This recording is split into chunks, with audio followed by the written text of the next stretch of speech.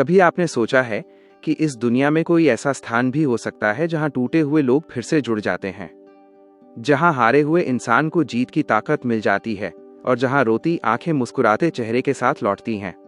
राजस्थान की पावन धरती पर सीकर जिले के एक छोटे से गांव खाटू में एक ऐसा दिव्य धाम स्थित है जिसे भक्त प्रेम से कहते हैं खाटू श्याम जी का मंदिर। यहाँ रोज हजारों नहीं, लाखों श्रद्धालु आते हैं, कोई उम्मीद लेकर, कोई आंसू लेकर और कोई अपनी जिंदगी का आखिरी सहारा लेकर।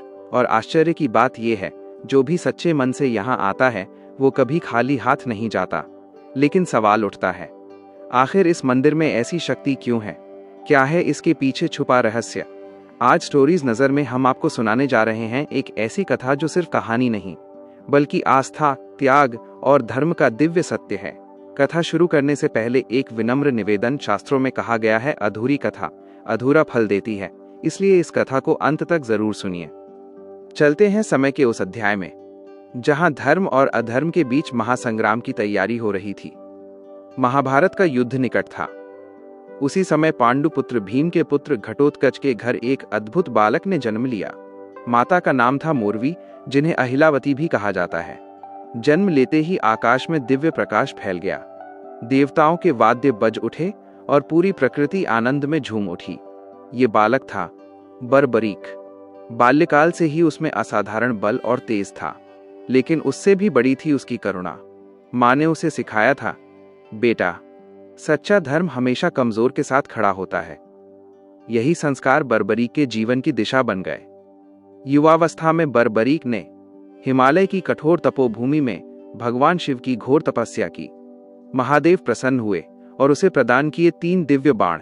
पहला बाण शत्रु को चिन्हित करता, दूसरा बाण रक्षणीय को पहचानता, तीसरा बाण धर्म की विजय सुनिश्चित करता।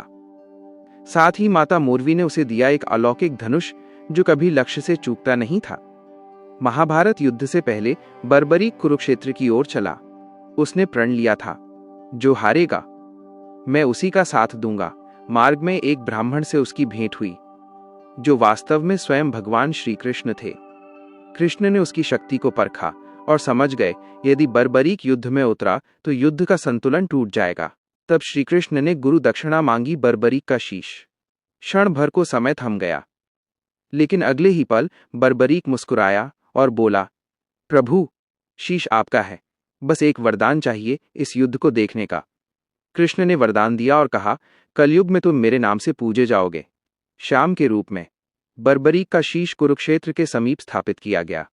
18 दिन तक उसने पूरा युद्ध देखा और अंत में कहा, इस युद्ध में वास्तव में केवल श्री कृष्ण की लीला और धर्म की शक्ति ही थी।